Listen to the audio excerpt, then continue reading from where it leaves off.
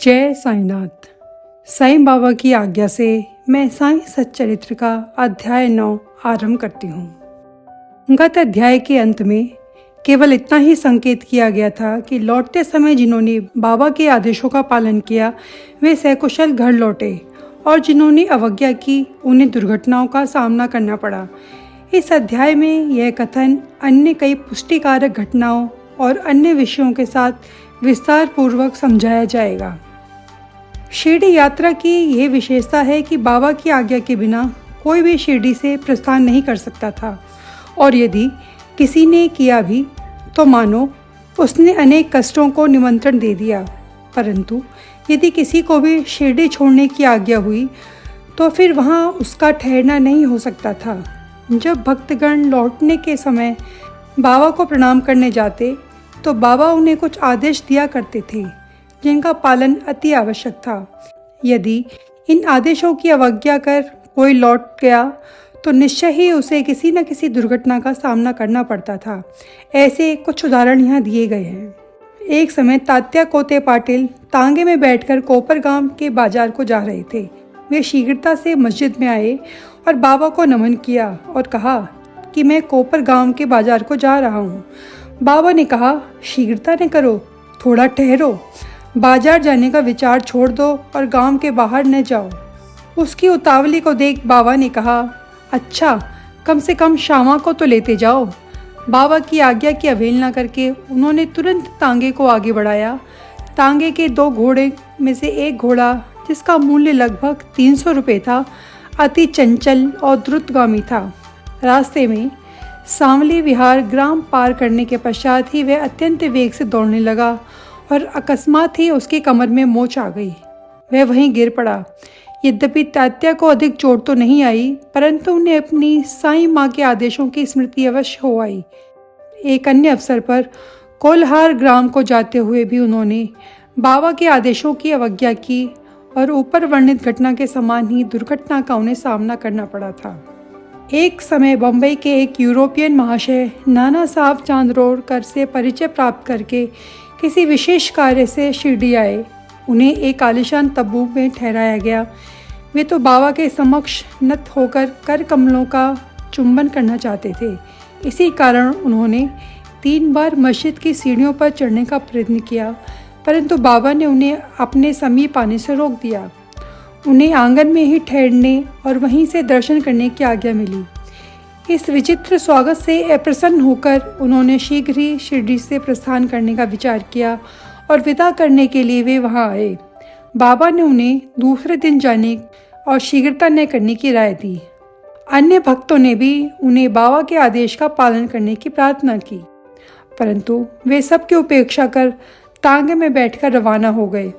कुछ दूर तक तो घोड़े ठीक ठाक चलते रहे, परंतु सांवली विहार नामक ग्राम पार करने के पश्चात एक बाइसिकल सामने से आई, जिसे देखकर घोड़े भयभीत हो गए और द्रुतगामी से दौड़ने लगे।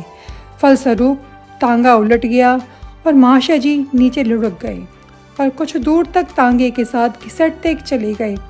लोगों ने तुरंत ही दौड़कर उन्हें बचा लिया, परंतु चोट अधिक आने के कारण उन्हें कोपरगांव के अस्पताल में शरण लेनी पड़ी। इस घटना से भक्तों ने शिक्षा ग्रहण की कि बाबा के आदेशों की अवहेलना करते हैं उन्हें किसी न किसी प्रकार की दुर्घटना का सामना करना पड़ता है, और जो आज्ञा का पालन करते हैं वे सकुशल और सुखपूर्वक घर पहुंच जाते हैं। अब हम भिक्षावृत्ति के प्रश्न पर विचार करेंगे कि संभव है कुछ लोगों के मन में संदेह उत्पन्न हो कि जब बाबा इतने श्रेष्ठ पुरुष हैं तो उन्होंने आजीवन भिक्षावृत्ति का ही निर्वाह क्यों किया। इस प्रश्न के 2 दृष्टिकोण समक्ष रखकर हल किया जा सकता है। पहला दृष्टिकोण, भिक्षावृत्ति पर निर्वाह करने का कौन अधिकारी है। शास्त्रानुसार वे व्यक्ति जिन्होंने तीनों मुख्य आसक्तियों कामिनी, कांचन और कीर्ति का त्याग कर आसक्ति मुक्त हो संन्यास ग्रहण कर लिया हो, वे ही भिक्षावृत्ति के उपयुक्त अधिकारी हैं, क्योंकि वे अपने घर में भोजन तैयार करने का प्रबंध नहीं कर सकते। अतः उन्हें भोजन कराने का भार गृहस्थियों पर ही है। श्री साईं बाबा न तो गृहस्थ थे और न ही वानप्रस्थी, वे तो बाल ब्रह्मचारी थे। उनकी यह दृढ़ भावना थी कि विश्व ही मेरा गृह है। वे तो स्वयं ही भगवान वासुदेव और विश्व पालन करता तथा परम ब्रह्म थे, अतः वे भिक्षा उपार्जन के पूर्ण अधिकारी थे। दूसरा दृष्टिकोण, पंचसूना, 5 पाप और उनका प्रायश्चित। सभी को ये ज्ञात है कि भोजन सामग्री या रसोई बनाने के लिए गृहस्थ आश्रमियों को 5 प्रकार की क्रियाएं करनी पड़ती है। कणगी, पीसना, पेषणी, दलना, उदकुंभी, बर्तन मलना, मार्जनी, मांजना और धोना, चूली, चूल्हा सिलगाना। इन क्रियाओं के परिणाम स्वरूप अनेक कीटाणु और जीवों का नाश होता है और इस प्रकार गृहस्थियों को पाप लगता है। इन पापों का प्रायश्चित स्वरूप शास्त्रों ने 5 प्रकार के यज्ञ करने की आज्ञा दी। ब्रह्म यज्ञ अर्थात वेद अध्ययन, ब्रह्मा को अर्पण करना या वेद का अध्ययन करना। पितृ यज्ञ, पूर्वजों को दान। देव यज्ञ, देवताओं को बलि। भूत यज्ञ, प्राणियों का दान। मनुष्य अतिथि यज्ञ, मनुष्यों का दान, अतिथियों को जो दान दिया जाता है। यदि वे कर्म विधि पूर्वक शास्त्रानुसार किए गए तो चित्त शुद्ध होकर ज्ञान और आत्मानुभूति की प्राप्ति सुलभ हो जाती है। बाबा द्वार द्वार पर जाकर गृहस्थाश्रमियों को इस पवित्र कर्तव्य की स्मृति दिलाते रहते थे और वे लोग अत्यंत भाग्यशाली थे जिन्होंने घर बैठे ही बाबा से शिक्षा ग्रहण करने का अवसर मिल जाता था। अब हम अन्य मनोरंजक विषयों का वर्णन करते हैं। भगवान कृष्ण ने गीता में कहा है कि जो मुझे भक्तिपूर्वक केवल एक पत्र, फूल, फल या जल भी अर्पण करता है तो उसे मैं शुद्ध अंतःकरण वाले भक्त के द्वारा अर्पित की गई वस्तु को सहर्षी स्वीकार कर लेता हूँ। यदि भक्त सचमुच में श्री साईं बाबा को कुछ देना ही चाहते हैं और बाद में यदि उसे अर्पण करने की विस्मृति भी हो जाती तो बाबा उसे या उसके मित्र द्वारा उस भेंट को स्मृति कराते और भेंट देने के लिए कहते और भेंट प्राप्त कर उसे आशीष देते। ऐसी ही कुछ घटनाओं को आगे वर्णन किया जाता है। श्री रामचंद्र आत्माराम, उपनाम बाबा साहेब तरखंड, पहले प्रार्थना समाजी थे। यद्यपि वे बाबा के परम भक्त थे, उनकी स्त्री और पुत्र तो बाबा के एकनिष्ठ भक्त थे।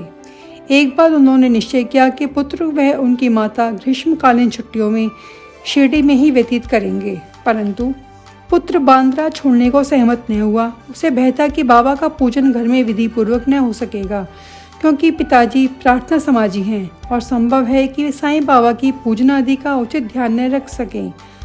परंतु पिता के आश्वासन देने पर पूजन यथाविधि ही होता रहेगा।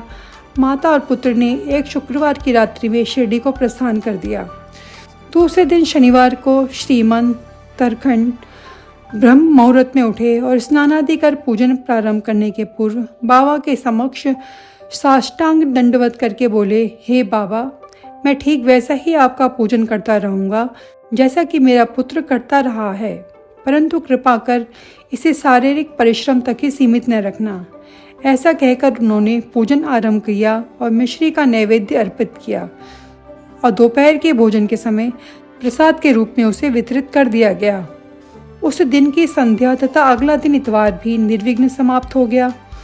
सोमवार को उन्हें ऑफिस जाना था, परंतु वह दिन भी निर्विघ्न निकल गया। श्री तरखंड ने इस प्रकार अपने जीवन में कभी भी पूजन न किया था। उनके हृदय में भी अति संतोष हुआ कि पुत्र को दिए गए वचनानुसार पूजा यथाक्रम संतोषपूर्वक चल रही थी और अगले दिन मंगलवार को सदैव की भांति उन्होंने पूजा की और ऑफिस को चले गए। दोपहर को घर लौटने पर जब वे भोजन को बैठे तो थाली में प्रसाद न देखकर उन्होंने अपने रसोइये को इस संबंध में प्रश्न किया। उसने बताया कि आज विस्मृतिवश वे नैवेद्य अर्पण करना भूल गए।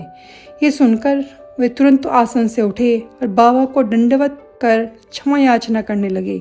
बाबा ने उचित पथ प्रदर्शन न करने तथा पूजन को केवल शारीरिक परिश्रम तक ही सीमित रखने के लिए उलाहना देने लगे।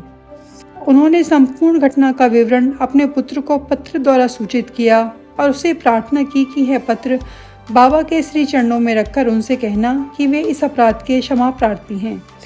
ये घटना बांद्रा में लगभग दोपहर को हुई। उसी समय शिरडी में जब दोपहर की आरती प्रारंभ होने वाली थी, बाबा ने श्रीमती तरखंड से कहा कि माँ, मैं कुछ भोजन पाने के विचार से तुम्हारे घर बांद्रा गया था, परंतु द्वार में ताला लगा देखकर मैंने किसी भी प्रकार घर में प्रवेश किया, परंतु वहाँ देखा भाव ने मेरे लिए खाने के लिए कुछ भी नहीं रखा था, अतः मैं भूखा ही लौट आया। किसी को भी बाबा के वचनों का अभिप्राय समझ नहीं आया, परंतु उनका पुत्र जो समीप ही खड़ा था सब कुछ समझ गया कि बांद्रा में पूजन में कुछ तो त्रुटि हो गई है। इसलिए वे बाबा से लौटने की अनुमति मांगने लगा, परंतु बाबा ने आज्ञा नहीं दी और वही पूजन करने का आदेश दिया। उनके पुत्र ने शिरडी में जो कुछ हुआ उसे पत्र लिखकर अपने पिता को भेज दिया और भविष्य में पूजन में सावधानी बरतने के लिए विनती की। दोनों पत्र डाक द्वारा दूसरे दिन दोनों पक्षों को मिले। क्या ये घटना आश्चर्यपूर्ण नहीं? एक अन्य घटना का वर्णन करते हैं। एक समय श्रीमती तरखंड ने 3 वस्तुएं अर्थात भरित यानी भुना हुआ मसाला मिश्रित बैगन और दही, कांचर्य बैगन के गोल टुकड़े घी में तले हुए और पेड़ा मिठाई बाबा के लिए भेजी। बाबा ने भी उन्हें किसी प्रकार स्वीकार किया। अब इसे देखेंगे। बांद्रा के श्री रघुवीर भास्कर पुरंदरे बाबा के परम भक्त थे। एक समय वे शिरडी को जा रहे थे। श्रीमती तरखंड ने श्रीमती पुरंदर को 2 बैगन दिए और उनसे प्रार्थना की कि वे शिरडी पहुंचने पर एक बैगन का भुर्ता और दूसरे का कांचर्य बनाकर बाबा को भेंट कर दे। शिरडी पहुंचने पर श्रीमती पुरंदरे भुर्ता लेकर मस्जिद गईं और बाबा उसी समय भोजन को बैठे थे। बाबा को वह भुर्ता बड़ा ही स्वादिष्ट प्रतीत हुआ। इस कारण उन्होंने थोड़ा थोड़ा सभी को वितरित किया। इसके पश्चात ही बाबा ने कांचर्य लाने को कहा।